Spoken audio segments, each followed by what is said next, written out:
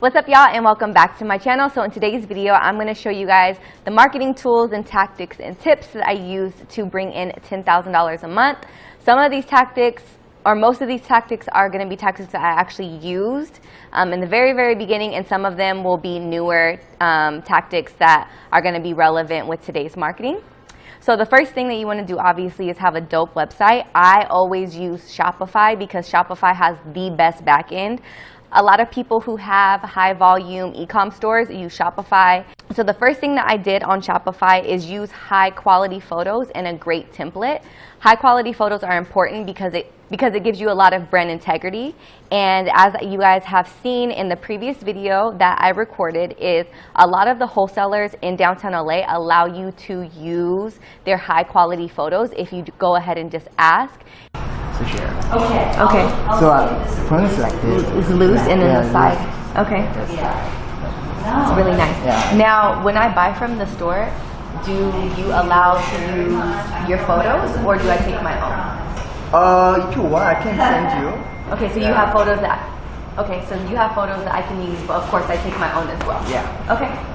If you guys want information on the wholesalers that I use, you guys can go ahead and watch my video and click here. The next thing that I use to add credibility and integrity to my site is a size chart and also size videos.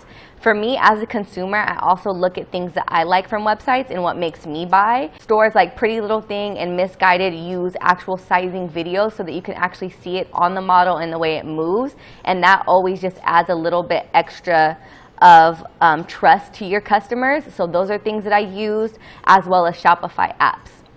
Now, the apps that I use that were the best were the upsell recommendations, that basically are the things that say things that you might like under the actual product page, or things that you don't want to leave behind that are actually going to be under the shopping cart page right before they exit or right before they buy, as well as on the home page when it's like the most popular items that people bought from this site. Another app that Shopify has that's super useful is the abandoned cart app. Now, the abandoned cart app is basically for people who go through the whole entire process of going to buy the product, and then right before they click buy, for whatever reason, they get out and they don't buy the product. So I know some of y'all have received those messages and you're like, how am I receiving the messages? How do they know?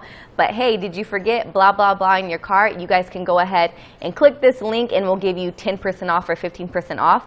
Those marketing tools have a very high conversion rate, and they allow your customers to buy.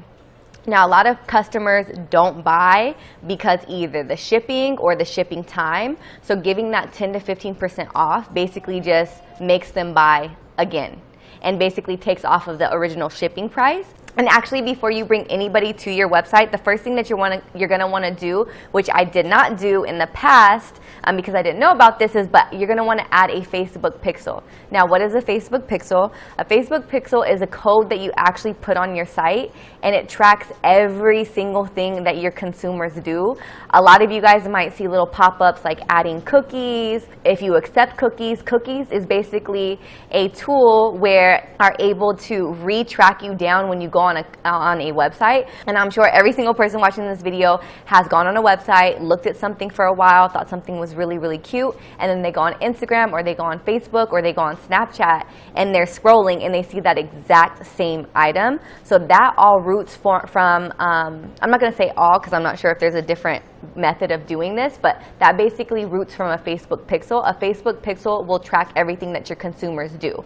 So after you get traction on your store and you develop enough data and analytics from your Facebook pixel, you're going to want to run Facebook ads and Instagram ads if you guys do have the budget to work with that. Facebook and Instagram ads may seem annoying to consumers, but it generates a lot of sales. It's generated a lot of sales for me in the way that you're able to target an 18-year-old girl in Los Angeles who likes pink bodysuits. Like, you can literally market somebody down to color that they like, as far as clothing goes, people that they like, size, interests, if they like beach things, if they like sports things. And those interests are important because if you have a beach-based product like a bikini, then you can attract all the people who are interested in that interest in Facebook. If you like somebody who's more focused into sports, then you can market products for sports, whether that's workout things of that nature, to that exact person. Books that help me understand consumer behavior and why people buy are Decoding the New Consumer Mind by Kit Yarrow, Why We Buy by Paco Underhill, and Buyology. These are the books that are going to be very helpful for people who don't know anything about marketing and just understand what makes people buy, how to price your items, how to set up your website, colors to use, and things like that. If you guys have never tried listening to audiobooks to basically enhance your knowledge on business, you can get your first audiobook for free by going to www.audible.com/findguru, or you can text FindGuru to 500-500. Audible Originals are exclusive audio titles created by celebrated storytellers in worlds as diverse as literature, journalism, theater, and more. So getting into the next phase in how you price your items. After you've basically understood why consumers buy, you can set your pricing accordingly. One super big tip is adding the shipping cost to the overall cost of the product. This has helped so much with my abandoned cart app, because 9 times out of 10, if a consumer sees something online for $20, they want to pay $20. I know we all been there. We go, we see that it's $20, we go to the shipping, and we 9 times out of 10 exit out because of the shipping cost. One tip that I've learned is I always just add the shipping cost to the overall cost of the product, so that when people see $20, they're actually only spending $20. Having something as free shipping over X amount of dollars has also increased overall sales on the website and have also increased my conversion rates. Another thing that I touched on in my most recent video is private labeling.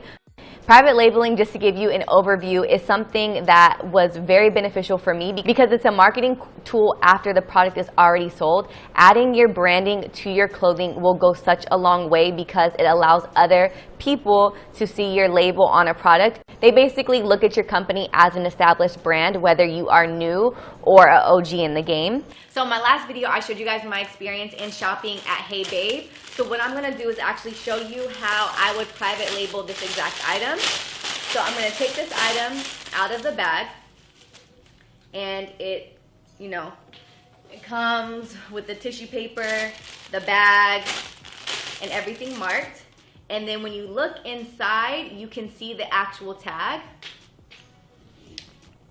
And because I'm gonna be doing everything on my own, I'm gonna take my seam ripper here, which is a tool that's necessary if you're gonna be doing your own tags, and basically just pop off the seams,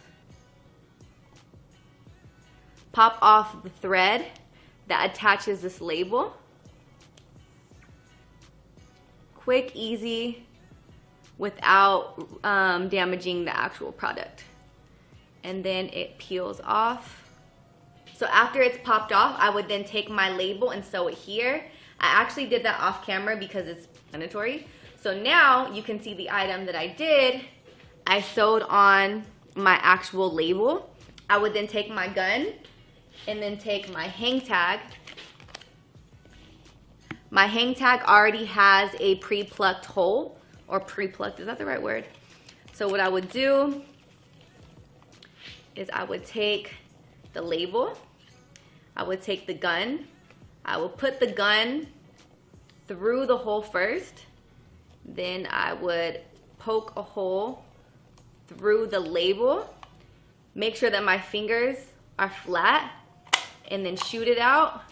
Once I shoot it out, I pull it apart.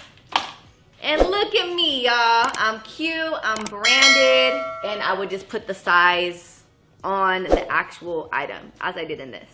There's another label here with the size, small, medium, large, just in case this sticker peels off. So then now that I private labeled my own item by hand at home, I would then take this item, I would fold it up really nice.